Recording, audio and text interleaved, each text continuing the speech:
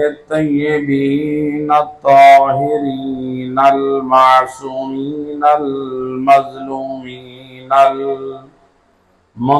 المنتجبين الذين أذهب الله عنهم الرجس وطهرهم تطهيرا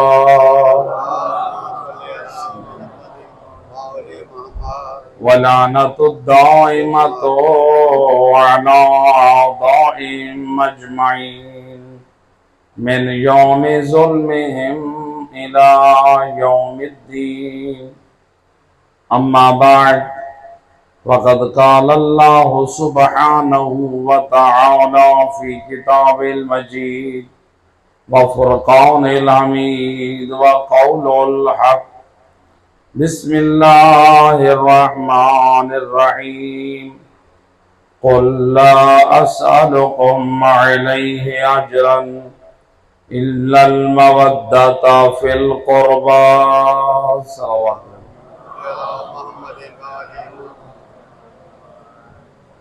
ارباب اعزاء، اس عشر محرم الحرام کی آج تیسری مجلس جو ہمارا موضوع قرار پایا تھا شان قرابت دار، رسول کے قرابت داروں کی شان اور رسول کے قرابت داروں کا پیغام۔ الحمدللہ رسول کی قرابت داروں میں ایک کا ذکر آپ نے کل سماعت فرمایا، تو سید الرسل کے جو قرابت دار ہیں رسول اللہ نے ہر موقع پر، ہر میدان میں، ہر مقام میں اپنے قرابت داروں کا تعارف کرایا، اور اللہ کے رسول کے جو قرابت دار تھے وہ اتنے پاک تھے کہ ولادت سے لے کر شہادت تک ایک لمحے کے لیے بھی نہ ان کے اندر گمراہی تھی، نہ ان پر غضب الہی تھا۔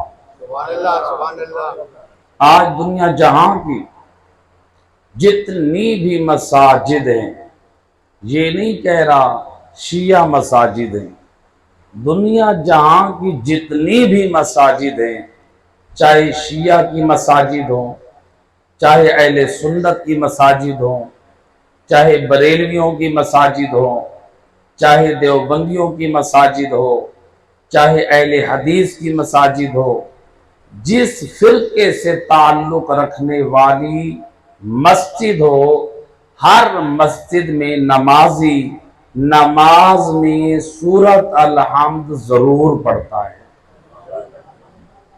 اور کیفیتوں میں اختلاف ہے لیکن سورۃ الحمد پڑھتے ہیں، اور سورۃ الحمد میں ہر نمازی، ہر فرقے والا نماز کی حالت میں قرآن کی تلاوت کرتے ہوئے، سورہ الحمد کی تلاوت کرتے ہوئے خدا سے صراط مستقیم کی بھی دعا کرتا ہے، اور ان لوگوں سے براءت کا اعلان بھی کرتا ہے، غیر المغضوب علیہم ولا الضالین، یعنی میرا اللہ مجھے ان لوگوں کے راستے پہ رکھنا جو صراط مستقیم والے ہیں۔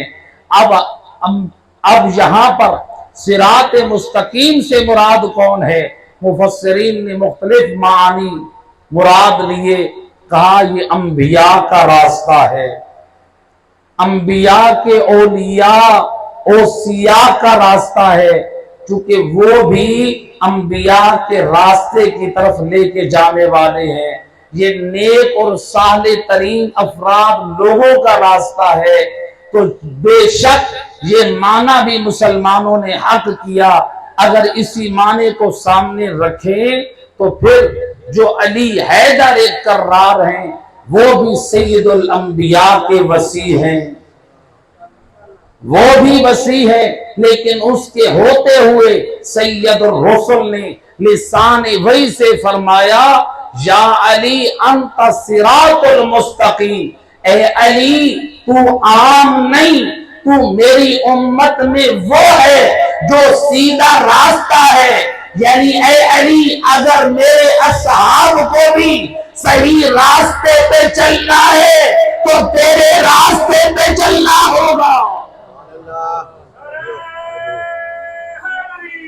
یا علی، لہذا علی صراط مستقیم ہے۔ اور ہم ترجمہ کیا کرتے ہیں؟ اے اللہ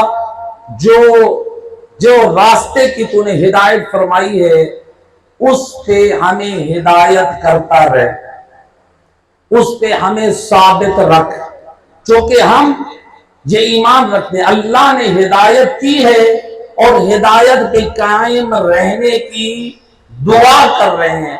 اگر ترجمہ یہ کر دیا جائے اے اللہ ہمیں سیدھے راستہ ہمیں دکھا، اس کا مطلب ہے نمازیں پڑھ رہے ہیں، روزہ رکھ رہے ہیں، حج کر رہے ہیں، جہاد کر رہے ہیں، بڑی بڑی عبادتیں ماہ رمضان میں نافلہ پڑھ رہے ہیں، ابھی تک ہدایت کا راستہ دیکھا نہیں ہے۔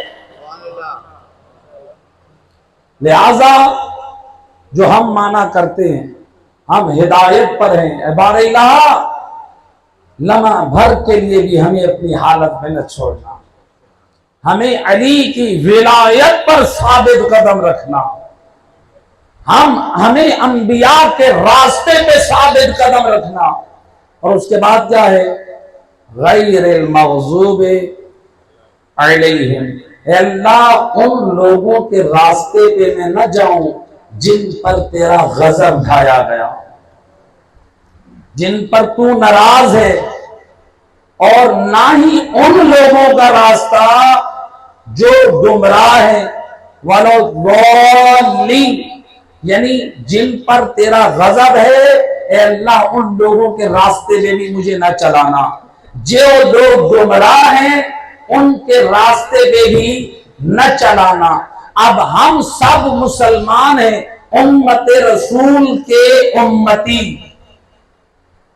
امت رسول کے ہم سب ہیں امتی، ہم دعا کر رہے ہیں۔ اب ہم جو دعا کر رہے ہیں میرا اللہ ہمیں ایسے لوگوں کے راستے پہ نہ رکھنا، ایسے لوگوں کے راستے پہ نہ چلانا جن پر تیرا غضب ہے، جو گمراہ ہیں۔ یعنی اگر کوئی یہ کہے ہم سابقہ قوموں میں سے کسی کے بارے میں کہہ رہے ہیں، یعنی اے اللہ ہمیں فرعون کے راستے پہ نہ چلانا، اس پر تیرا غضب ہے، وہ گمراہ تھا، ہمیں نمرود کے راستے پہ نہ چلانا، اس پر غضب ہے، وہ گمراہ تھا، ہمیں شداد کے راستے پہ نہ چلانا، اس پر غضب ہے، وہ گمراہ تھا۔ اگر ہم مانا لیں سابقہ، اس کا مطلب یہ ہے ہم پہلے والی گمراہ لوگوں کی بارے میں تو دعا کر رہے ہیں، لیکن اگر امت محمد مصطفیٰ میں ہو سکتا ہے نبی کے بعد کوئی گمراہ ہو، انسان اس کے پیچھے چل پڑے، لہذا جو دعا کرنی ہے اے بار الہ جو سابقین میں سے، جو بعد والوں میں سے، جو تیرے غضب کا شکار ہے، جو گمراہ ٹھہرے ہیں، اور آیت میں یہ نہیں کہا میرا اللہ غضب ان میں 10 سال رہا، ان میں غضب 20 سال رہا، ان میں غضب 40 سال رہا، بلکہ آیت میں بتایا میرا اللہ جن پر تیرا غضب ہے، جو گمراہ ہے، چاہے وہ ایک لمحہ بھر کے لیے ہو، ایک لمحہ کہتے ہیں ایک سیکنڈ کو، پلک کے جھپکنے کی مقدار کو، یعنی اے اللہ میں امت محمد کا تجھ سے دعا کرتا ہوں، سابقین میں سے، بعد والوں میں سے، جو غضب الہی کے شکار ہے، جو گمراہ ٹھہرے ہیں، مجھے ان کی راہ پہ نہ چلانا۔ اگر ہم نگاہ کریں بعد مصطفیٰ ہمیں ذات علی کے علاوہ کوئی کافر کام نظر نہیں آتا۔ یا علی اللہم صلی علی محمد وآلہ۔ ہمیں ذات علی کے علاوہ کوئی کردار نظر نہیں آتا، یہ کوئی زبانی دعویٰ نہیں، علماء اہل سنت کی روایت ہے، اگرچہ ہم اس روایت کو قبول نہیں کرتے، لیکن برادران اہل سنت کی روایت کہتے ہیں جب جناب فاطمہ بنت اسد کے شکم میں علی ابن ابی طالب تھے تو بی بی خانہ کعبہ کے قریب رکھے بتوں کے سامنے جب سر جھکانا چاہتی تھی تو وہ نہ جھکا سکتی تھی۔ پوچھا اے فاطمہ آپ ان بتوں کے سامنے سر کیوں نہیں جھکاتی؟ تو کہتی تھی میرے شکم میں جو بچہ ہے وہ اس طرح سے حرکت کرتا ہے میں بتوں کے سامنے سجدہ نہیں کر سکتی۔ ہم شیعہ خیر البریہ اس روایت کو قبول نہیں کرتے کیونکہ ہمارا ایمان ہے حضرت فاطمہ بنت اسد ملت ابراہیمی پر تھی، وہ مومنہ باللہ تھی، اور ہمارے پاس تاریخ اسلام سے ادلہ موجود ہیں، لیکن برادران اہل سنت کی روایت کے مطابق معلوم ہوا علی وہ ذات ہے جو ماں کے شکم سے لے کر لحد تک ایک لمحے کے لیے بھی غیر خدا کے سامنے نہ جھکا۔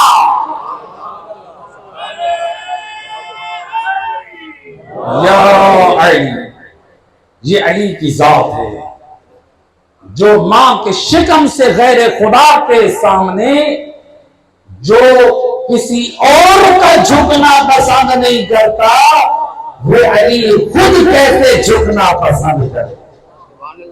اللہ اکبر۔ اور یہ تھی علی کی نگاہ میں تعظیم خدا اہل سنت کی روایت کے مطابق۔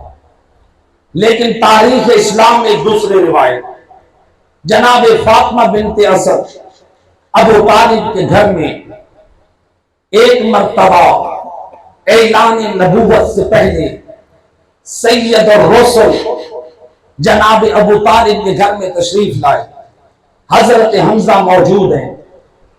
جب رسول اللہ گھر میں آئے، بی بی فاطمہ بنت اسد جس بی بی نے رسول کو ماں بن کر پالا، رسول جس بی بی کو ماں کہتے تھے، دنیا میں کوئی ماں اپنے بیٹے کی تعظیم کے لیے کھڑا نہیں ہوتی، لیکن تاریخ گواہ ہے جب رسول دروازے سے انٹر ہوتے جناب فاطمہ بنت اسد تعظیم مصطفیٰ کے لیے کھڑا ہو جاتی۔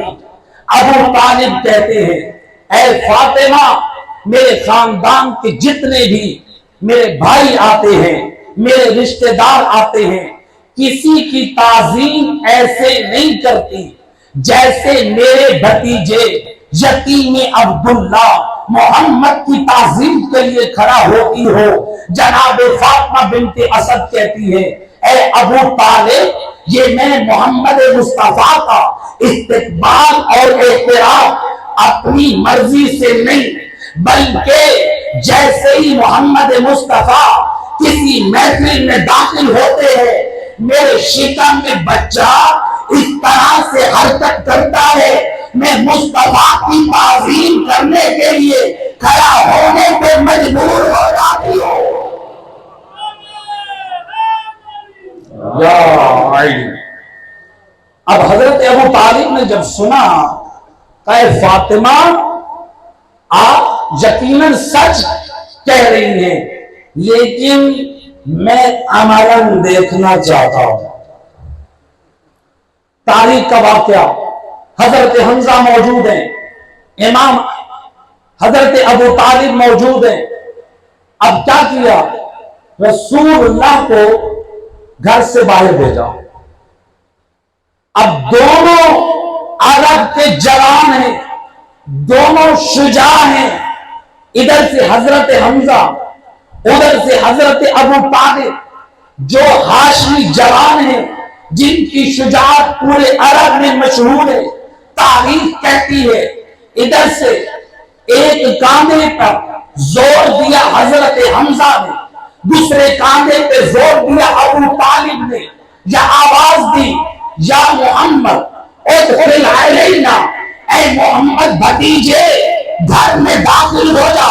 جب سید الرسل نے گھر میں قدم رکھا، ادھر علی کی ماں نے شجاعت حیدری سے ان دو عرب کے شجاع مردوں کی طاقت کو چھوڑ کر شجاعت حیدری کا مظاہرہ کر کے بتا دیا، اے ابو طالب میں اپنے زور سے نہیں علی کے زور سے کھڑا ہوتی ہوں.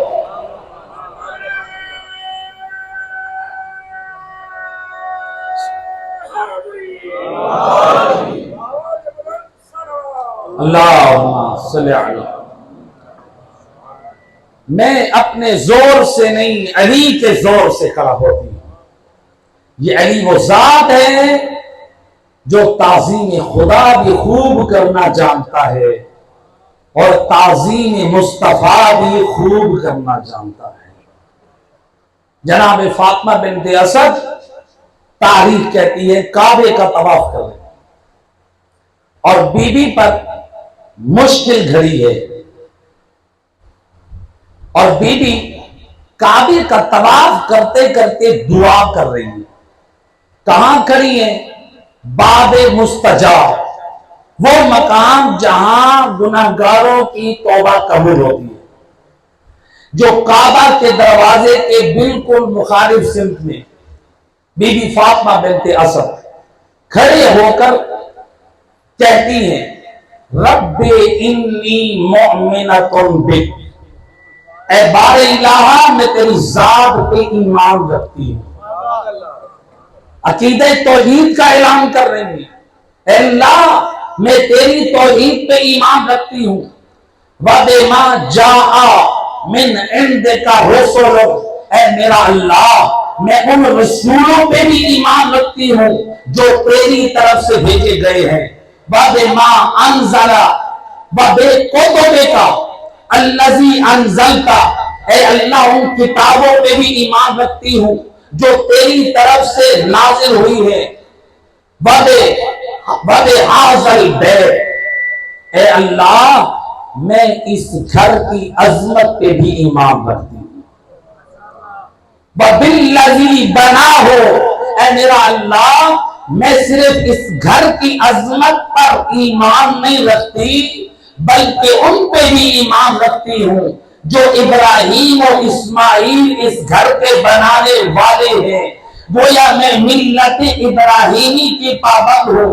بی بی دعا کر رہی ہے اور بی بی مشکل میں ہے لیکن مشکل حل نہیں ہو رہی. بی بی نے اپنی دعا کے جملے میں فرمایا اسألک بحق ھذا المولود الذی فی احشائی، اے میرا اللہ اب میں تجھ سے سوال کرتی ہوں اس مولود پاک کے حق کا واسطہ دے کر جو میرے شکم میں ہے، میری مشکل آسان فرما. میں اس جملے کا ترجمہ میں اپنے انداز میں یوں کیا کرتا ہوں.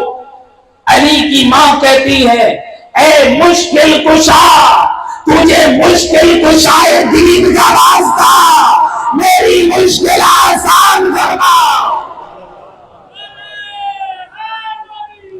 یا علی، علی مشکل کشائے دین ہے، کوئی شک ہے؟ جس نے بھی مشکل دیکھی ہے دروازے علی پہ آیا ہے. مسند خلافت میں بیٹھنے والے بڑے بڑے اصحاب تھے لیکن نبی کے علم کا وارث اگر ٹھہرا ہے تو علی حیدر کرنا. اصحاب اپنے مسائل کا حل علی سے پوچھتے تھے. لہذا بی بی نے دعا کی، دعا مستجاب ہوئی، دیوار کعبہ شق ہوئی.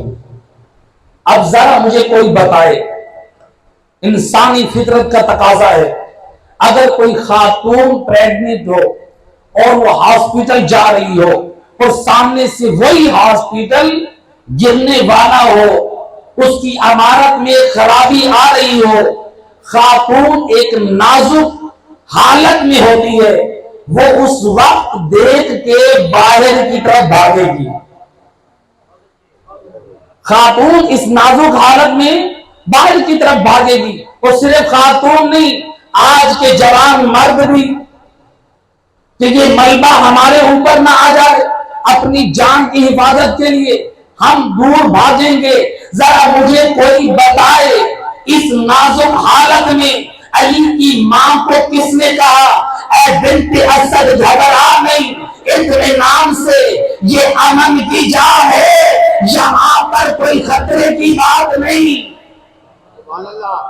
اللہ قرآن میں فرما رہا ہے اِنَّا أَوْحَيْنَا إِلَىٰ أُمِّ مُوسَىٰ، ہم نے موسیٰ کے بارے میں موسیٰ کی ماں کے دل میں الہام کیا، اس بات ڈالا، گھبرا نہیں، یہ موسیٰ تیرا ہی دودھ پیے گا۔ جو اللہ موسیٰ کی ماں کے دل میں یہ بات ڈال سکتا ہے، مطمئن رہے، جو فخر موسیٰ کی ماں ہے خدا اس کے دل میں کیوں نہیں ڈال سکتا؟ اے علی کی ماں گھبرا نہیں، تیرے لیے جائے امن ہے۔ ماشاءاللہ، اللہ اکبر،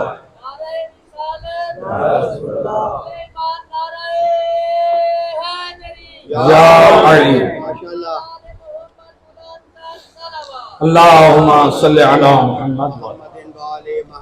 جناب فاطمہ بنت اسد اندر داخل ہو، 3 دن اللہ کی مہمان ہے، جنت کے کھانے آتے رہے، جنت کا پانی آتا رہا، میزبان خدا ہے، مہمان علی کی ماں ہے۔ اللہ آج تک ایسی میزبانی اللہ نے کسی نبی کی بھی نہیں، بڑی ذمہ داری سے کہا ہے، کیونکہ کسی نبی کو اللہ نے کعبہ میں بلا کر اس کی میزبانی نہیں کی۔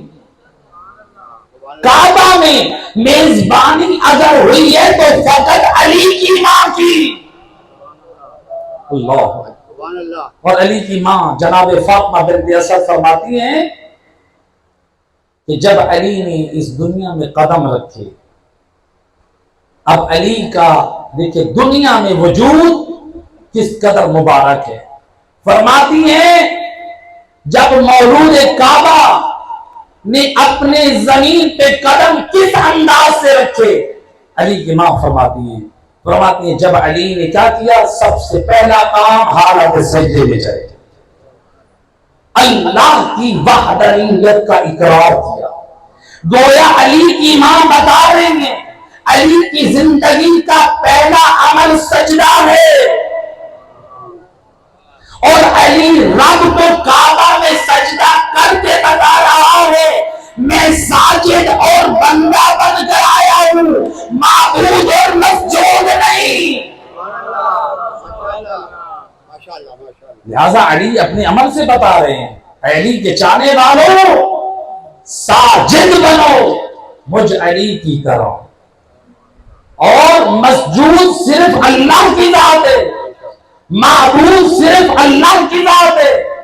وہ علی نے عمل سے بتا دیا میں بندہ بن کر آیا ہوں، رب اور خدا بن کر نہیں۔ اور اللہ نے کعبہ میں علی کی ولادت کا انتظام کر کے بتا دیا علی کو اپنا جیسا نہ سمجھنا، علی کو باکمال بنایا ہے کہ تم جیسا نہیں، کعبہ میں ولادت کر کے بتایا علی تم سے افضل ہے۔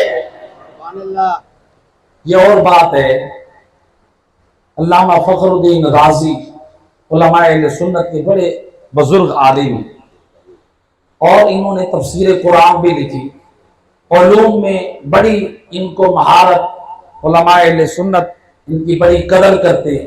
یقیناً انہوں نے بہت کام کیا، لیکن ایک اعتراض اٹھا دیا، کہتے ہیں علی کا کعبے میں آنا یہ ایک محض اتفاق ہے۔ کیا کہا؟ علی کا کعبے میں آنا یہ محض اتفاق ہے.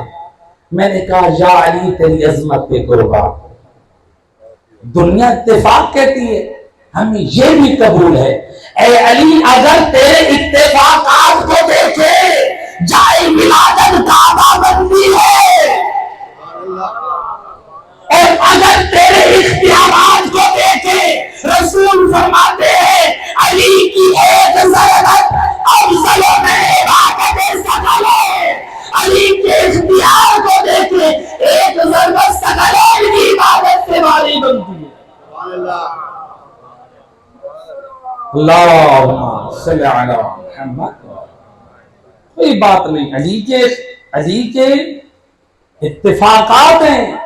علی تیری عظمت کو سلام. دنیا نہ مانے تیری شان، کہ ان اتفاقات میں بھی تیری شان نظر آتی ہے. اور جب جناب فاطمہ بنت اسد کعبہ سے باہر آنے لگے، دیوار کعبہ اسی مقام سے شق ہوئی، پھر اسی مقام پر ملنے لگی، اور پھر یہاں پر جن سے علی کی عظمت برداشت نہ ہوئی پھر اعتراض اٹھا دیا. کہا یہ کیسے ممکن ہے دیوار کعبہ شق ہو پھر مل جائے، دوبارہ شق ہو پھر مل جائے، یہ کیسے ممکن ہے؟ ہم نے کہا اگر علی کی عظمت قبول نہیں ہے، اگر تمہاری عقل قبول نہیں کرتی، آؤ ذرا قرآن میں غور کرتے ہیں. اللہ نے آگ کی فطرت کو گرم کرا دیا ہے، ایسے کہ آگ جلاتی ہے. یہی آگ اللہ نے ٹھنڈی کی. نمرود نے 6 ماہ تک آگ روشن کی، جس کی بلندی پہ پرندہ پرواز کرتا تو جل کے راکھ ہو جاتا.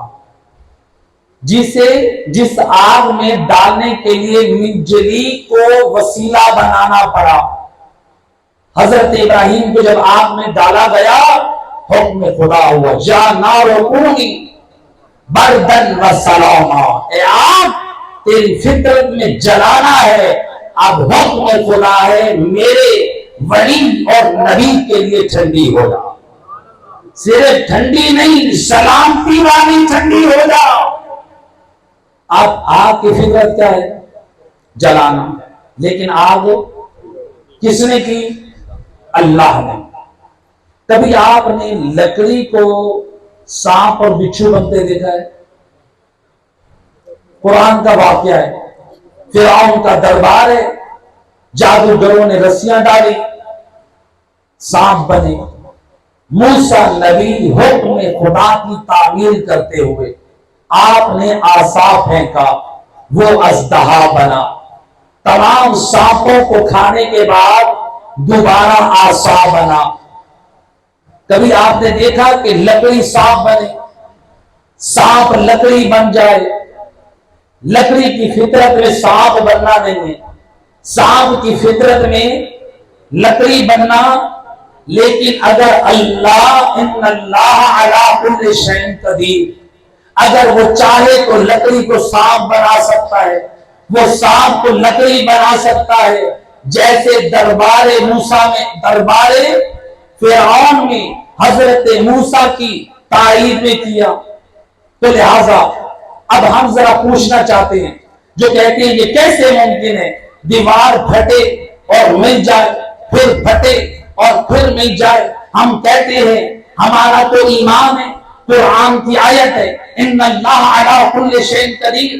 اللہ ہر کام کر سکنے کی طاقت اور قدرت رکھتا ہے، وہ ہر چیز پر قادر ہے. جو اللہ آپ کو نبی ابراہیم کے لیے گلزار کر سکتا ہے، جو اللہ عصا لکڑی کو موسیٰ کے لیے اژدہا بنا سکتا ہے، وہ اللہ کیا فخر موسیٰ کے لیے کیا وہ اللہ کعبے کی دیوار کو شک نہیں کر سکتا؟ بات دو حال سے خالی نہیں ہے. یا تو تم دیوار کے پھٹنے سے انکار اگر کر رہے ہو جب تم اللہ کو علی کل شیء قدیر نہیں مانتے۔ اللہ یہ سارے کام کر سکتا ہے۔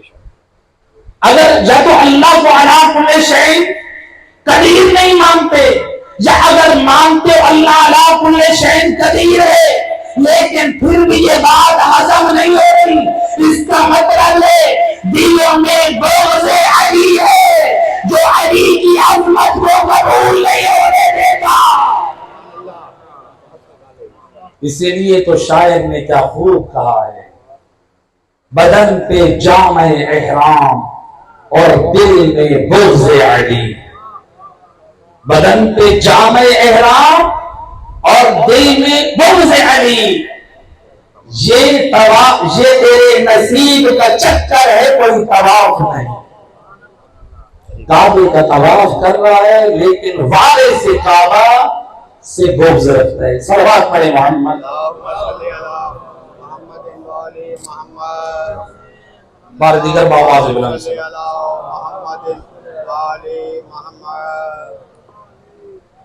لہذا جناب فاطمہ بنت اسد باہر نکلی، آواز قدرت آئی، یا فاطمہ سمیہ علی جن، اے فاطمہ اس مولود کا نام علی رکھنا۔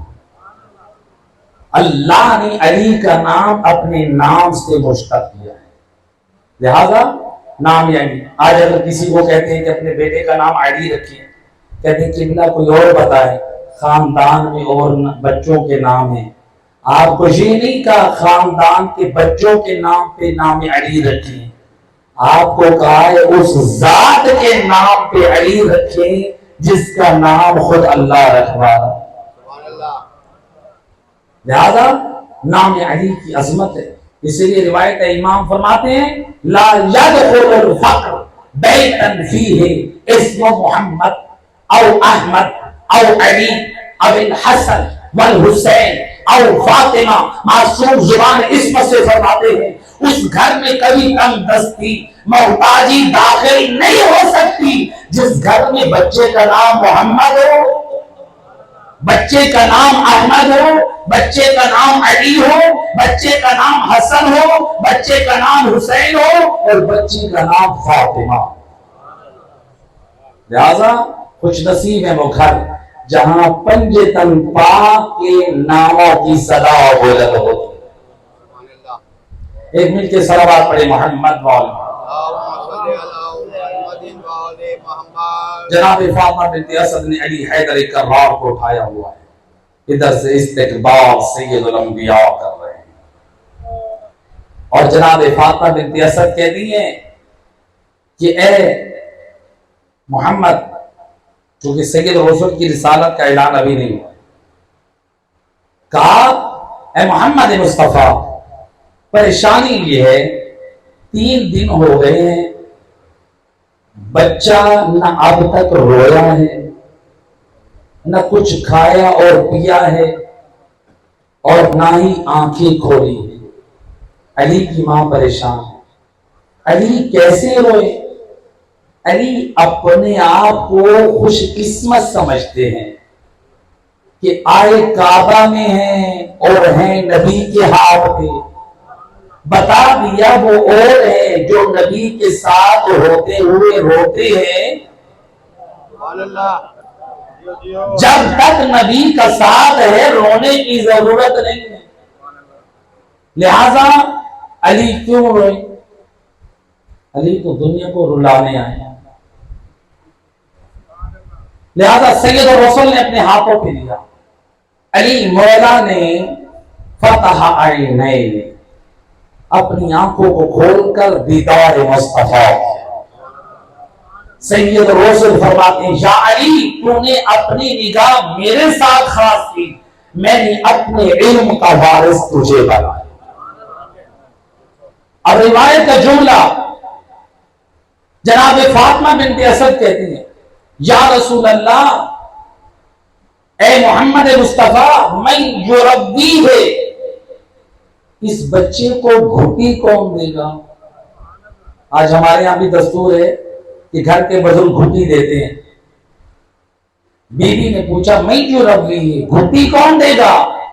سید رسول فرماتے ہیں یا امہ انا اربی ہے گھٹی بھی میں دوں گا. روایت کا جملہ وضع لسانہ فی علی جبل ابی طالب، نبی نے اپنی زبان علی کے منہ میں دے دی. کعبہ کے باہر لوگوں کے مجمع میں نبی زبان علی کے منہ میں دے رہے ہیں، گویا عمل سے بتا رہے ہیں دنیا والوں دیکھ لو نبی نے اپنی زبان علی کو دے دی. علی جب بھی بولیں گے مصطفیٰ کی زبان بولیں گے.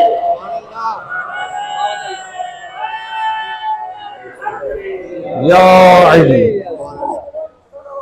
اللہم صلی علی محمد و آلہ.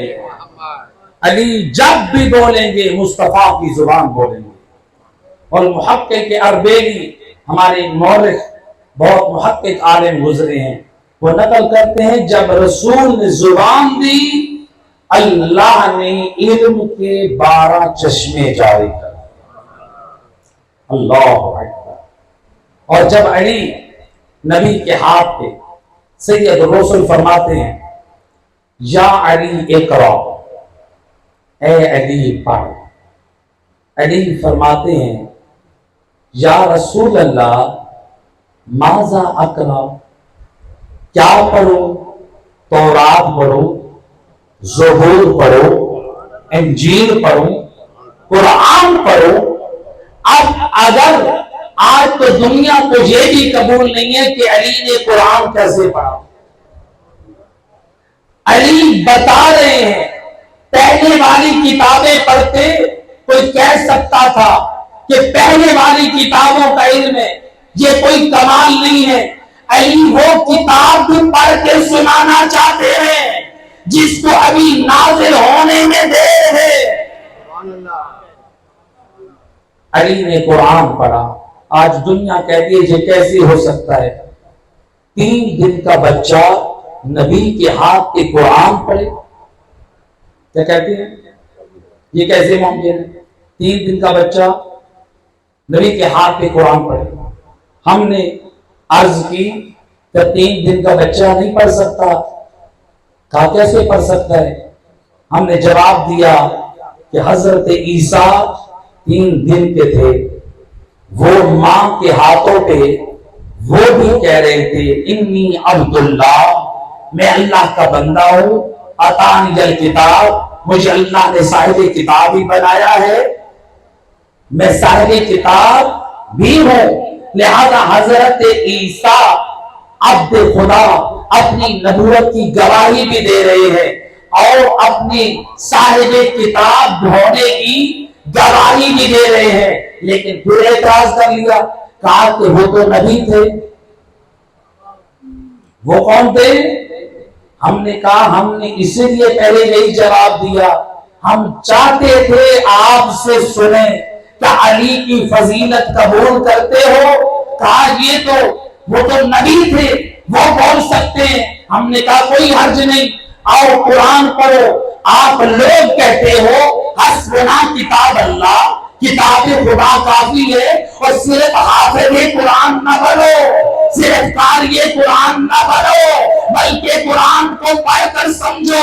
پڑھو سورہ یوسف کا قصہ، جب زلیخا نے حضرت یوسف کے پیچھے سے ہاتھ ڈالا، اب ادھر سے زلیخا کے شوہر جب موقع پہ پہنچا، ادھر حضرت یوسف اپنی صفائی کے لیے کہتے ہیں کہ اس بچے سے پوچھ لے، وہ میری پاک دامنی کی گواہی دے گی. وہ بچہ کافر کے دربار میں ہے، بچہ کافر والدین کے ہے، وہ بچہ بول کر نبی یوسف کی گواہی دے سکتا ہے. وہ نبی ہے، نبیوں کے سردار کا وسیم علی بول کر نبی کی رسالت کی گواہی نہیں دے سکتا.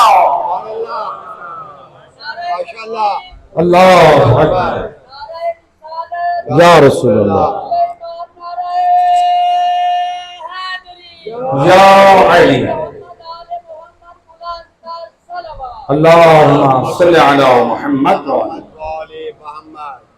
کافر کا بچہ نبی یوسف کے حق میں گواہی دے سکتا ہے، اور علی جو وارث دین مصطفیٰ ہے، کیا وہ نبی کی رسالت کی گواہی نہیں دے سکتا؟ کہتے ہیں کہ یہ کیسے رسالت کی گواہی ہے؟ علی کا بولنا رسالت کی گواہی کیسے ہے؟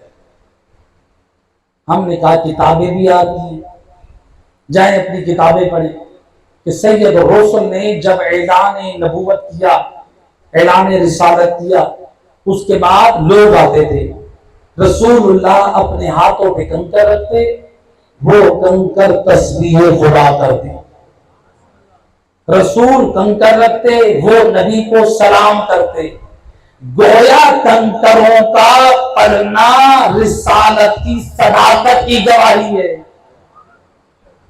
کہ یہ نبی سچا ہے۔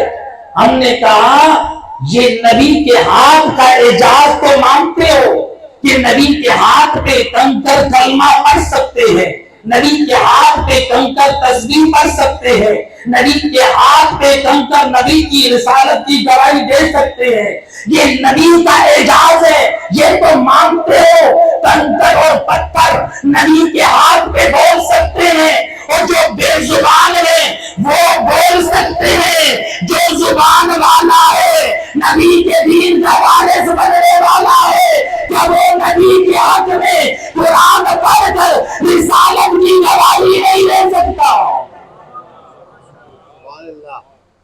حقیقت میں علی کی عظمت اور شان کا بول ہے، علی سے جتنی بھی جڑی ہوئی فضیلتیں دنیا انکار کرتی نظر آتی، لہذا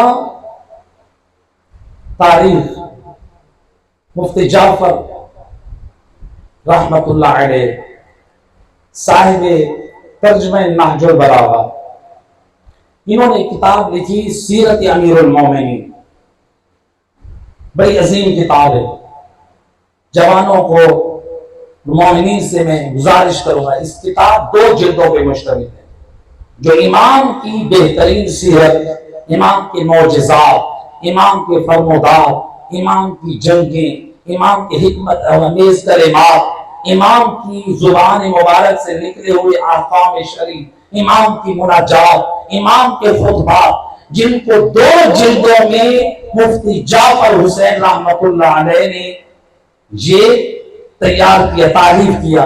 اس کتاب کو مطالعہ کریں، بہترین یہ سیرت امیر المومنین کی کتاب ہے۔ مفتی صاحب نقل کرتے ہیں علی کی ماں جب گھر سے باہر تھی، آئی گھر میں تو کیا دیکھا؟ علی جھولے میں ہے اور اژدہا کے 2 برابر ٹکڑے۔ اللہ اکبر! جب دیکھا نا اژدہا کے 2 برابر ٹکڑے ہیں، اس وقت علی کی ماں نے بے ساختہ بول کر کہا حیاک اللہ یا حیدر، اور میرے حیدر لال اللہ تجھے زندہ و سلامت رکھے۔ لہذا علی مولا، ایک صلوات پڑھے محمد وآل محمد، بار دیگر باواز بلند صلوات۔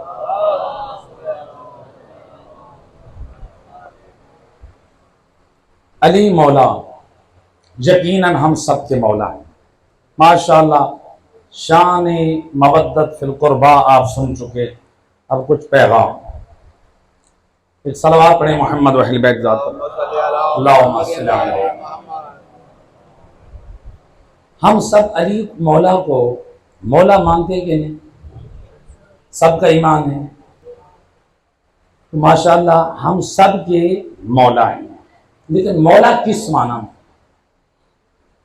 مولا سردار، ابھی لفظ مولا کی گفتگو نہیں ہے، انشاءاللہ وہ بھی موضوع ہمارا باقی ہے۔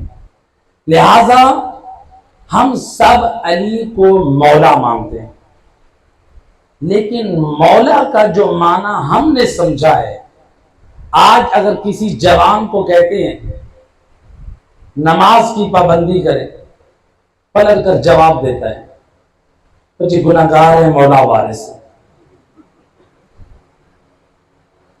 حج کے بارے میں نصیحت کرے اور جی کیا کریں، وقت نہیں ہے، ابھی اولاد کی شادی کر لیں، مولا وارث ہے۔ دین کی جو نصیحت کرے، جی مولا وارث ہے۔ یعنی ہم نے مولا کا معنی یہ سمجھا، سب نے نہیں، کچھ لوگوں نے، نماز نہ پڑھو مولا وارث ہے، روزہ نہ رکھو مولا وارث ہے، شرابیں پیو مولا وارث ہے، زناکاریاں کرو مولا وارث ہے، ڈکیتیاں اور چوریاں کرو مولا وارث ہے۔ کیا مولا اس لیے آئے ہیں ہم سب مجرم بن جائیں اور وہ کہیں ہم تمہارے وارث ہیں؟ وہ ہمیں مجرم بنانے آئے ہیں یا انسان بنانے آئے ہیں؟ جو فکر ہمارے جوانوں میں اور لوگوں میں آ رہی ہے، نماز نہ پڑھو مولا وارث ہے، روزہ نہ رکھو مولا وارث ہے، حج نہ کرو مولا وارث ہے، یعنی واجبات دین کو چھوڑتے جاؤ، مجرم بن کے رہو، مولا جنت کے وارث ہے۔ یعنی اس کا مطلب ہے اللہ نے جنت مجرمین کے لیے بنائی ہے، اللہ یعوذ باللہ۔ اور جب کہ اللہ تو قرآن میں کیا فرماتا ہے، وَأُزْلِفَتِ الْجَنَّةُ لِلْمُتَّقِينَ، اللہ قرآن میں کہہ رہے ہیں یہ جنت متقین کے لیے بنائی گئی ہے، متقیوں کے لیے جنت کو سجایا گیا، متقیوں کا جنت کے لیے جو ہے وہ اہتمام کیا گیا۔ اللہ قرآن میں کہتا ہے جنت متقیوں کے لیے بنائی گئی ہے، اور ہم کہتے ہیں جتنے بھی گناہ کر لیں مولا وارث ہے۔ مولا وارث ہیں، نماز کی، دین کی، شریعت کی پابندی کرتے جائیں، دین پر عمل کرتے جائیں، واجبات کی پابندی کریں، حرام کاموں کو چھوڑتے رہیں، اور اگر بھول چوک میں کوئی کوتاہی ہو جائے خدا کی بارگاہ میں آل محمد کو وسیلہ بنا کے معافی مانگیں، پھر اپنی اصلاح کریں، پھر اس کے بعد انشاءاللہ مولا وارث ہیں، وہی میری شفاعت کرائیں گے۔ عقیدہ شفاعت حق ہے، آل محمد وہ اس انتظار ہیں آپ ہمارے لیے زینت بن کر آئے، شیعتنا کونوا لنا زینا، اے ہمارے شیعوں ہمارے لیے باعث زینت بنو، ولا تکونوا علینا شینا، ہمارے لیے ننگ و عار نہ بنو۔ امام یہ پسند نہیں کرتے ہم مجرم بن کر جائیں۔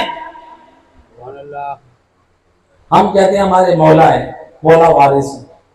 اچھا میرے اور آپ کے زیادہ مولا ہیں یا امام حسن کے؟ جتنی معرفت مولا رہی کہ میں اور آپ رکھتے ہیں وہ امام حسن کیا اتنی معرفت رکھتے ہیں؟ امام ہے، امام کی معرفت یقیناً پوری کائنات سے، ائمہ خدا سے ہٹ کے سب سے بلند معرفت ہے۔ کیا امام حسن نے بھی کہا میرے بابا علی ہیں مولا وارث ہے؟ امام نے نمازیں چھوڑی ہوں کہا مولا وارث ہے، حج چھوڑا ہو مولا وارث ہے۔ تاریخ کہتی ہے امام حسن مجتبی نے دو روایتیں ہیں، ایک میں جو زیادہ مشہور ہے 20 حج مدینے سے مکہ پہ ادا کیے،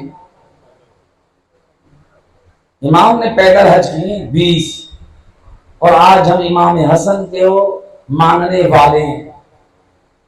کتنے لوگ ہیں زیارات پہ جاتے ہیں، کہتے ہیں جی ہم کربلا گئے ہمیں حج پہ جانے کی ضرورت نہیں ہے، زیارت امام حسین کر لو 70 حجوں کا ثواب ہے۔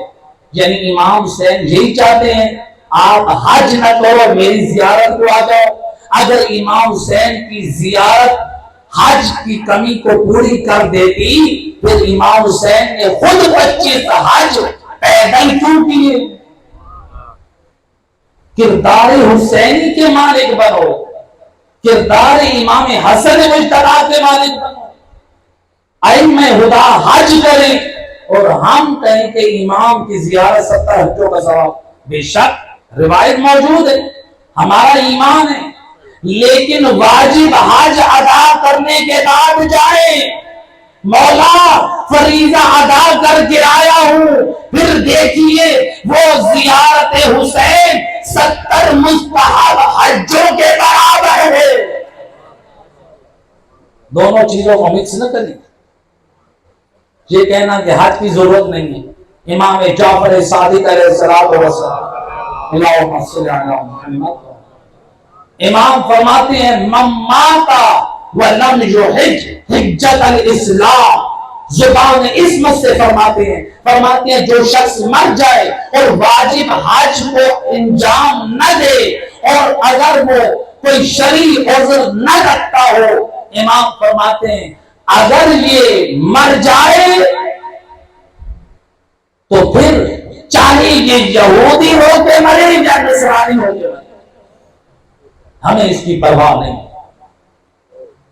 گویا اس کو ہماری محبت نے کوئی فائدہ نہیں کیا۔ وہ امام بتانا چاہ رہے ہیں حج واجب حج نہیں کیا، یہ دین آل محمد پہ نہیں، یہودیوں کو نصرانیت پہ مرا۔ ہم کہتے ہیں ہم عزادار ہیں، ہم مولائی ہیں، میں اور آپ مولائی ہوں گے، لیکن امام حسن مجتبی سے بڑے مولائی نہیں ہیں۔ امام حسن مجتبی نے 20 حج پہ ادا کیا۔ امام حسن مجتبی کی سیرت ہمارے لیے نمونہ عمل ہے۔ لہذا اہل بیت کا ذکر جو ہم کرتے ہیں اس لیے ہماری نسلوں کی، ہماری جوانوں کی اور ہم سب کی اصلاح ہو، ان مجالس اعزاز سے سیکھ کر جائیں۔ یقیناً یہ مجالس اعزاز تب ہمیں فائدہ پہنچائیں۔ امام حسن مجتبی کی سخاوت، شرافت، کسی نے کہا مولا آپ دسترخوان بچھاتے ہیں جبکہ آپ روزے سے ہوتے ہیں، دسترخوان اتنا عام ہوتا ہے اور خود آپ روزے سے۔ امام فرماتے ہیں یعنی وہ چاہتا ہے کہ آپ اتنا دسترخوان نہ سجائیں، غریب، بیوہ، ضرورت مند۔ امام کیا فرماتے ہیں مجھے حیا آتی ہے، ڈر لگتا ہے رب سے، اگر میں ان فقراء سے ہاتھ روکا تو کہیں رب کی ذات مجھ سے ہاتھ نہ روک۔ اللہ، سخاوت ایک عظیم شے۔ سید رسول فرماتے ہیں الجنت بیت الاسخیاء، جنت سخی لوگوں کا گھر ہے، بخیل لوگوں کا داخلہ نہیں ہوگا۔ اس لیے ایک اور روایت میں امام علی بن ابی طالب علیہ الصلوۃ والسلام امام فرماتے ہیں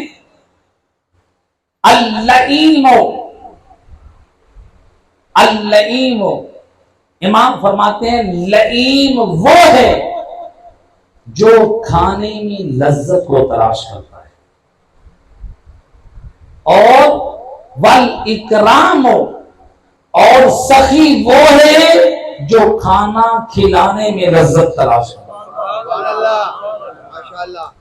آج لوگ کہتے ہیں کہ شاید گھر میں بہن آ گئی ہمارے گھر میں مال کم ہو جائے گا، بھائی آ گیا مال کم ہو جائے گا، رشتہ دار آ گئے مال کم ہو جائے گا۔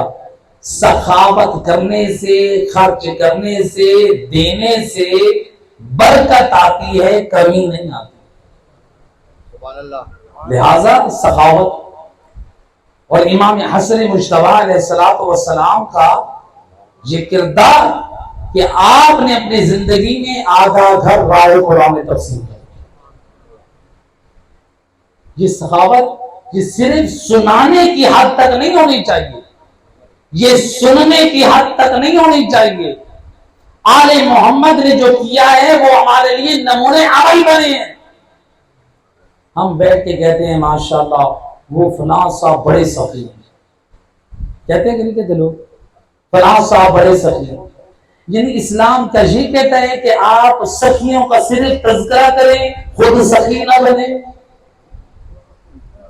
دوسروں کے تذکرے کرتے ہیں، کب آپ سخی بنیں گے، کب آپ راہ خدا پہ دیں گے؟ اور جو سخی نہیں ہوتا تو نتیجے میں کیا ہوتا ہے، وہ بخیل ہوتا ہے۔ اور سید رسول نے ڈرایا، فرماتے ہیں البخیل بعید عن اللہ، بخیل اللہ سے دور ہوتا ہے، وبعید عن الناس، لوگوں سے دور ہوتا ہے۔ وقریب من النار، جہنم کے قریب ہوتا ہے۔ کیا مطلب رسول اللہ کیا سمجھانا چاہتے ہیں؟ تھوڑی سی اس کی وضاحت ہو۔ اللہ سے کیوں دور ہوتا ہے؟ بخیل۔ دیکھیے سخاوت جو ہے اس کی ضد جو ہے بخل ہے۔ سخاوت کبھی واجب ہے۔ سخاوت کیا ہے؟ واجب ہے۔ کیسے؟ جیسے زکوٰۃ اور خمس دینا، جیسے زکوٰۃ فطرہ دینا، جیسے میراث میں بہن بھائیوں کا حق دینا، یہ سخاوت واجب ہے۔ تو اگر انسان بخل کرے، سخاوت کو چھوڑ دے، تو یہ کیا ہو گیا؟ بعید عن اللہ۔ بخل کیا، خمس نہیں دیا، بخل کیا، زکوٰۃ نہیں دی، بخل کیا، بہن بھائیوں کو حق نہیں دیا، یہ کس سے دور ہو گیا؟ خدا سے دور ہو گیا۔ یہ سمجھتا ہے دینے سے میرا مال کم ہو جائے، اللہ کو ناراض کر بیٹھا۔ وہ بعید عن الناس، بخیل لوگوں سے بھی دور ہوتا ہے۔ رشتہ دار کہتے ہیں ہم نہیں جاتے، چائے کبھی پوچھی نہیں، لہذا رشتہ دار بھی دور ہو گئے۔ بخیل کبھی بھی رشتہ داروں کا نہیں پوچھے گا، لہذا سخی بنے، بخیل نہ بنے۔ اور اس سے بدتر وہ ہے، رسول اللہ فرماتے ہیں بخیل سے بدتر وہ ہے جو لعین ہوتا ہے۔ بخیل وہ ہوتا ہے جو اپنی ذات پہ خرچ کرے لیکن دوسروں پہ خرچ نہ کرے۔ لعین وہ ہوتا ہے جو اس سے بدتر ہے، کہا وہ ہوتا ہے جو اپنی ذات پہ بھی خرچ نہ کرے۔ گھر میں سالن نہیں بنانا، جیسے روٹی کا ٹائم ہوگا کسی کے گھر پہنچ جائیں گے۔ جیب میں پیسے ہیں، چائے پی سکتے ہیں، ہاں کسی مومن کی زیارت کے لیے جائیں، چائے پینے کے لیے چائے پی لیں تو ثواب ہے، وہ زیارت مومن کا۔ لیکن اسپیشل صرف چائے پینے کے لیے جائیں اور روز روز جائیں، اس کا مطلب زیارت مومن کے لیے نہیں جا رہے، چائے کے لیے جا رہے۔ یہ لعین ہے جو اپنی ذات پہ بھی خرچ نہیں کرتا، چاہتا ہے چائے کے 50 روپے بھی مجھے بچ جائے، تو لہذا لعین نہ بنے، اپنی ذات پہ خرچ نہیں کرتا۔ لعین بیمار ہوا پڑا ہے 3 دن سے 4 دن سے بستر مرض پہ پڑا ہے، صرف پیناڈول پہ گزارا کر رہا ہے، یہ لعین ہے، اپنے آپ کو نقصان میں ڈال، غذا صحیح نہیں استعمال کر رہا، بدن کو طاقت نہیں آ رہی، یہ لعین ہے۔ سید الرسل کا جو اخراجات تھے، اب سید الرسل ملتا ہے آپ کی سیرت میں، آپ گوشت بکری کا گوشت پسند کرتے تھے۔ سید الرسل ہماری طرح ہوائے نفس رکھنے والے نہ تھے، پاکیزہ کردار کے مالک تھے۔ کیوں گوشت کھاتے تھے بکرے کا؟ اور وہ بھی سید الرسل جو کھاتے تھے دستی تک کا گوشت کھاتے تھے۔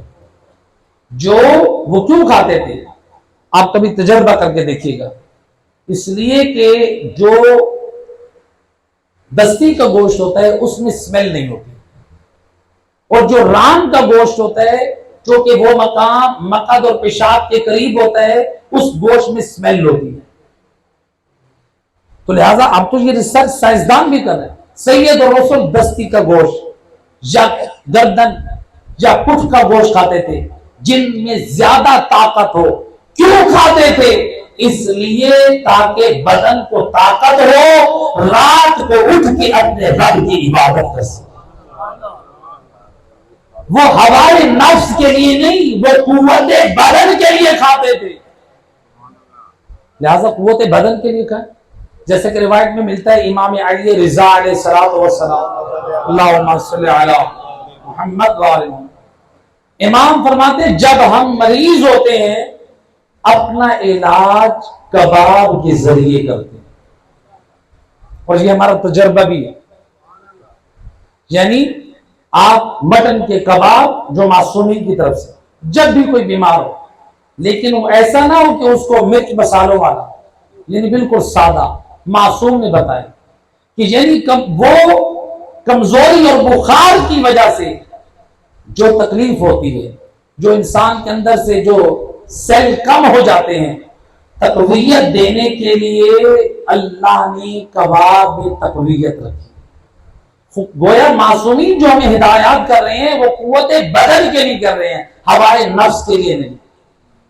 یہ ہم لوگ ہوتے ہیں، آج فلاں ریسٹورنٹ پہ پارٹی ہے اور فلاں دن فلاں پہ پارٹی ہے، تو لہذا اسلام کبھی غذاؤں کی طرف ہمیں توجہ دلا رہا ہے، اور آج کل کے نوجوان پیزا برگر، اور پھر طاقتیں بھی ویسے پیزے برگر والے۔ صلوات پڑھے محمد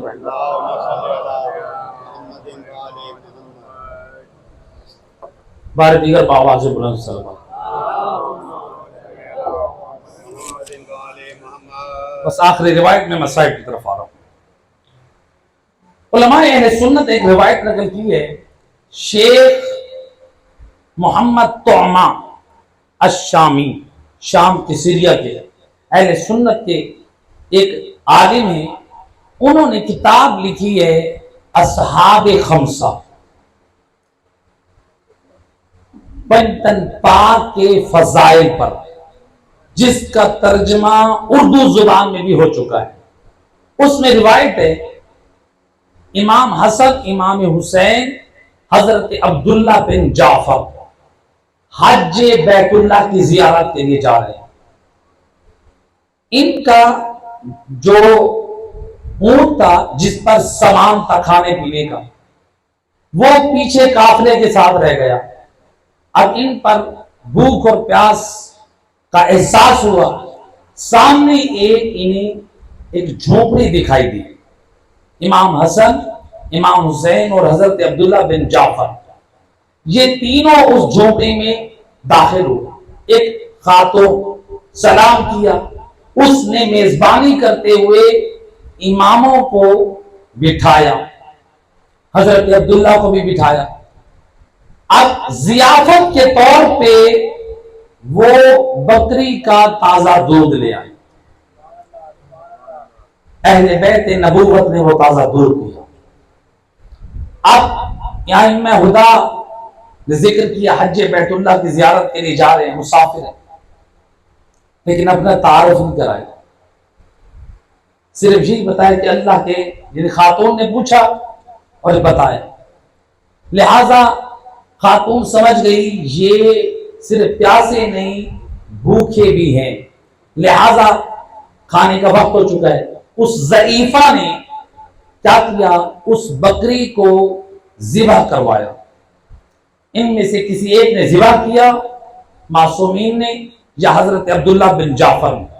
ذبح کرنے کے بعد اس کو روسٹ کیا گیا، پھر ائمہ ہدی علیہ الصلوۃ والسلام یعنی ان دو اماموں نے، حضرت عبداللہ بن جعفر نے اس بکرے کو گوشت کو تناول کیا۔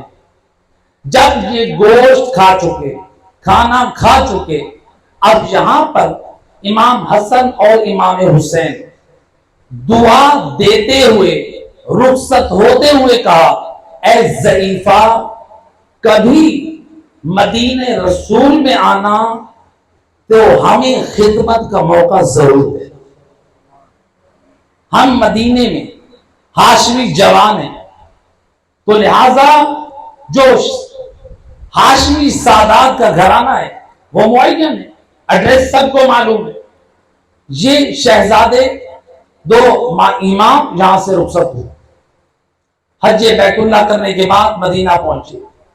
ادھر سے شوہر آیا، جب ائمہ ہدی معصومین چلے گئے، دو امام حضرت عبداللہ بن جعفر، اس ضعیفہ کا شوہر آیا کچھ دیر بعد، وہ کہتا ہے کہ بکری کہاں ہے؟ کہا کہ مہمان آئے تھے اللہ کے گھر کے، میں نے وہ ذبح کر کے میزبانی کر۔ لیکن اتنی سخاوت ہے عربوں میں، اس لیے روایات میں بڑی کہا گیا ہے کہ عربوں کی سخاوت بڑی پسندیدہ ہے، لہذا اس نے بیوی کو کچھ نہیں کہا، صبر اور شکر سے کام لیا۔ آج دیکھ لیں ہماری کیا حالت ہوتی ہے گھروں میں، اگر کوئی مہمان آ جائے اور کوئی پوچھ لے تو میرا خیال ہے بیوی کو زد و کوب کریں، جبکہ امام محمد باقر علیہ السلام امام نے اپنی اہلیہ کو حکم دے رکھا تھا کھانے کے وقت میرے جو بھی رشتہ دار آئیں انہیں بغیر کھانے کے نہیں بھیجنا. سخاوت آل محمد کے گھرانے میں. لہذا شوہر نے بیوی کو کچھ نہیں کہا, سخاوت ہو گئی, صبر اور شکر کے ساتھ زندگی گزارنے لگے. تاریخ کہتی ہے اب ان کے پاس تو کچھ نہ تھا, صحرا میں زندگی گزار رہے ہیں. یہ راستے میں گزرنے والے جو اونٹ ہوتے تھے ان کی مینگنیوں کو اٹھا کر خشک کرتے تھے. اس زمانے میں ایندھن میں جلنے کے لیے استعمال ہوتے تھے. آج لکڑی استعمال ہوتی ہے, اس پرانے زمانے میں وہ اونٹ کی مینگنیاں خشک, جس طرح بھینس اور گائے کا گوبر خشک جو وہ ایندھن کے طور پہ استعمال ہوتا ہے, تو ان کی مینگنیاں لید بھی وہ ایندھن کے طور پہ استعمال ہوتے.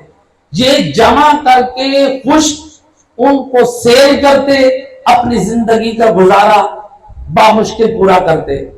اب حالات سے تنگ آ کر کہا کہ مدینہ رسول کا رخ کرتے ہیں, وہاں جا کر کوئی چھابا یا کوئی اس طرح سے کوئی کام کرتے ہیں تاکہ ہماری زندگی جو ہے وہ آسانی سے گزر سکے. یہ دونوں مدینہ پہنچے, امام حسن مجتبی مدینہ شہر میں گزر رہے ہیں. آپ کی نگاہ اس ضعیفہ پہ پڑی. قدردان کبھی بھی اپنے محسن کو نظر انداز نہیں کرتا. امام کی جب نگاہ پڑی, خدمت میں پہنچ کے سلام کیا, اے ضعیفہ پہچانا؟ نہیں پہچانا. اے مہربان ضعیفہ, ہم وہی مہمان ہیں جو تیرے پاس آئے تھے, ہم نواز رسول. میں حسن مجتبی, میرے آنے والا حسین تھا. ہم تیرے مہمان تھے, تو نے مہمان نوازی خوب کی. خیر کس حالت میں ہو, یہاں کیسے؟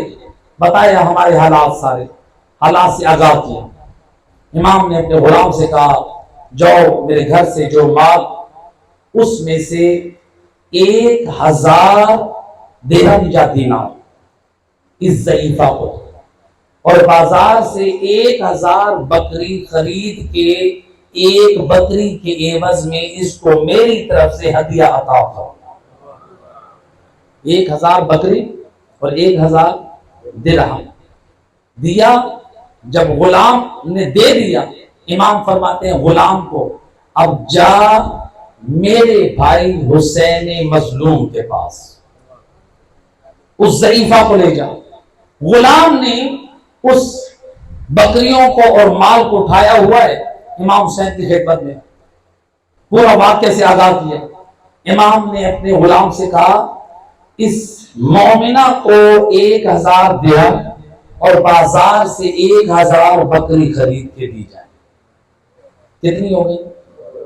2000 بکری اور 2000 درہم. اب یہ غلام, یہ درہم و دینار, یہ مال لے کر امام حسین نے بھیجا عبداللہ بن جعفر کے پاس. جب ان کے پاس پہنچے, کہا کہ وارثان جنت حسن حسین نے کیا عطا کیا؟ کہا 2000 درہم 2000 بکریاں. غلاموں سے کہا اس کو 2000 درہم 2000 بکریاں بازار سے لے کر دے دو. جو اس مشکل گھڑی میں جو اس نے ہم پر اپنا سب کچھ قربان کیا, آج اس کا ہم پر حق ہے. اب یہ مومنہ ضعیفہ 4000 درہم 4000 بکریاں, وہ غلام ساتھ پہنچے جہاں اس کا شوہر تھا. شوہر ایک مرتبہ دیکھ کے حیران, یہ اتنی ساری بکریاں, یہ اتنے درہم و دینار, یہ غلام, یہ ماجرا کیا ہے؟ کہا کہ تجھے یاد ہے ہماری جھونپڑی میں مدینے سے سخی آئے تھے, مسافر آئے تھے, وہ مسافر آج مدینے میں ملے ہیں, وہ کوئی اور نہیں نواز رسول اہل بیت نبوت میں سے. ہم نے ان پر اپنی بکری کو قربان کیا, آج انہوں نے ایک بکری کے بدلے 1000 بکری اور 1000 درہم ادا کیا. یہ ہے امام حسن مجتبی کی سخاوت، اہل بیت کی نبوت، اہل بیت نبوت کی سخاوت۔ لہذا آل محمد ہمیں سخی با کردار اور با عمل دیکھنا چاہتے۔ صلوات پڑھے محمد پر۔ اسلام میں جتنی عظیم ہستیاں یہ تھیں جو رسول کے قرابت دار ٹھہرے، لیکن امت نے کیسا انہیں اجر رسالت دیا۔ اجرکم علی اللہ زادارو، امام حسن مجتبی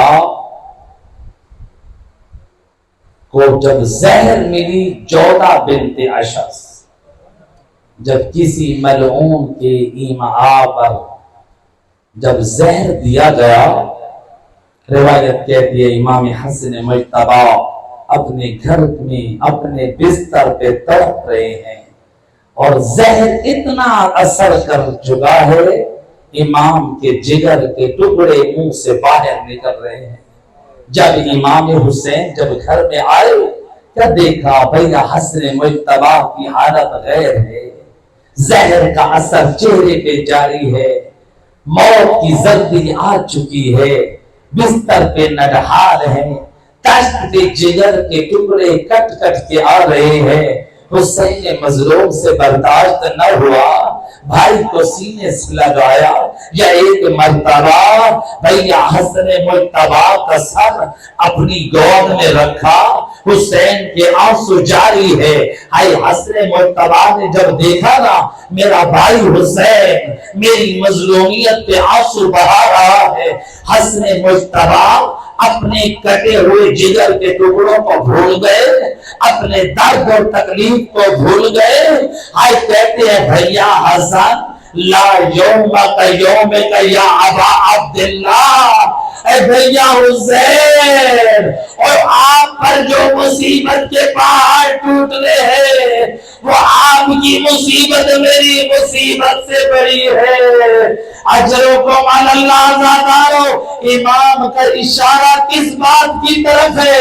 یعنی امام کہنا چاہتے ہیں بھیا مجھے زہر ملا، میرے جگر کے ٹکڑے ہو رہے ہیں، میں گھر میں موجود ہوں، مستورات کا پردہ سالم ہے اور میرے پاس حسین جیسا بھائی موجود ہے، لیکن حسین اور جب کربلا میں تو ہوگا اور تیرا لاشا پامال ہوگا اور تیرے پاس کوئی بھائی نہ ہوگا اور بیویوں کی رضا چھین چکی ہوگی، اجرکم علی اللہ زادارو۔ اسی اسنا میں دروازے پہ دق الباب ہوا، یا کنیز نے آ کر کہا مولا ہائی شہزادی زینب آئی ہے، اور امام حسن کے کان تک آواز پہنچی، یا کہا بھیا حسین جلدی سے یہ چاشت چھپا دے اور کہیں زینب کی نظر نہ پڑے۔ اجرکم علی اللہ زادارو، روایت کہتی ہے جب علی کی بیٹی نے گھر میں قدم رکھا، کیا پوچھا؟ کہا میرا بھیا، آئے بھائی کی حالت غیر ہے۔ روایت کہتی ہے بی بی کو بتایا، بی بی اور اس سرائی میں زہر ڈالا گیا تھا۔ روایت کہتی ہے یا بی بی نے وہ سرائی زمین پہ پٹکی، کیا دیکھا؟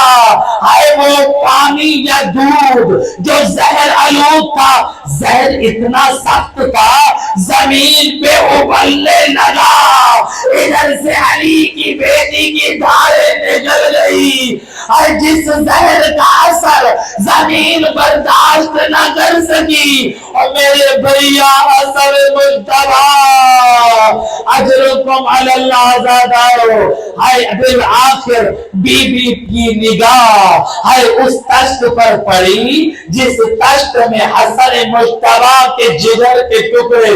میں عرض کروں گا بی بی آپ نے وہ تشت دیکھا، بھائی کے جگر کے ٹکڑے دیکھے، بھائی کے منہ سے خون کو نکلتے دیکھا، آپ سے برداشت نہ ہوا، بیوی ابھی تو آپ نے گھر میں تشت دیکھا، ابھی آپ کو دوسرا تشت اور دیکھنا ہے۔ یہ پہلا تشت ہے، آپ کا پردہ سالے میں، بچے ساتھ ہیں، امام حسین ہے، لیکن دوسرا تشت کہاں دیکھا؟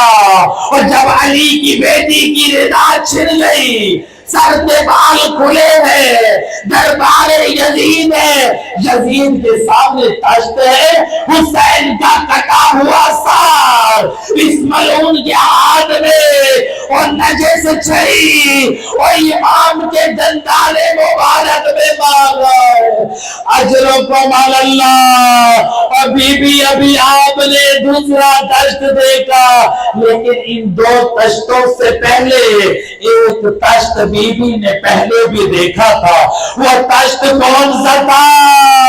اور باب مقاتل نقل کرتے ہیں ایک مرتبہ جب علی مولا کو مسلمان رسیاں ڈال کر مسجد نبوی کی طرف لے کر گئے تھے، جب علی واپس آئے گھر میں بیٹھے، بی بی فضہ ایک تشت لے کر آئی، علی کے سامنے رکھ دیا۔